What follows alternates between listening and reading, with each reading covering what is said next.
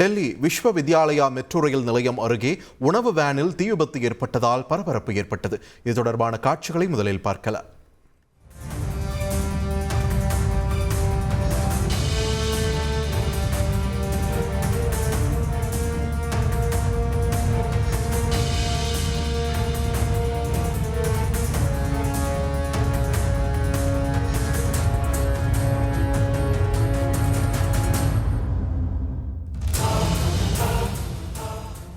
தொடர்ந்து செய்தியாளர் ராஜா நம்முடன் இணைப்பில் இணைகிறார்.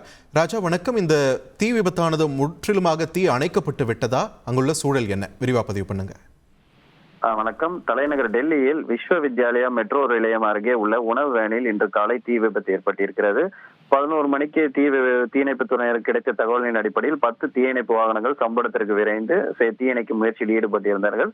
தீ விபத்து ஏற்பட்ட சில நிமிடங்களே உணவு வேன் முழுவதும் தீ பற்றி எரிந்தது. உங்க பிசினஸுக்கு 20 லட்சம் ரூபாய் கடன் அரசாங்கமே கொடுக்க போறாங்க. அதுவும் குறைஞ்ச வட்டி மானியத்தோட. எப்படின்னு தெரிஞ்சுக்க ஃப்ரீடம் ஆப்பை டவுன்லோட் பண்ணுங்க. கூறப்படுகிறது.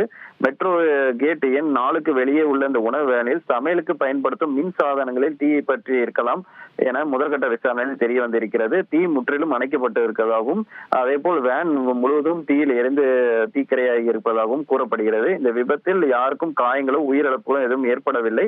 மெட்ரோ நிலையத்தில் பயணிகள் செல்லும் நபர்கள் இந்த தீ விபத்து சம்பந்தமான வீடியோக்களை இணையத்தில் பகிரிட்டு அது வைரலாகி வருகிறது. நன்றி ராஜா, உங்களுடைய விரிவான தகவல்களுக்கு.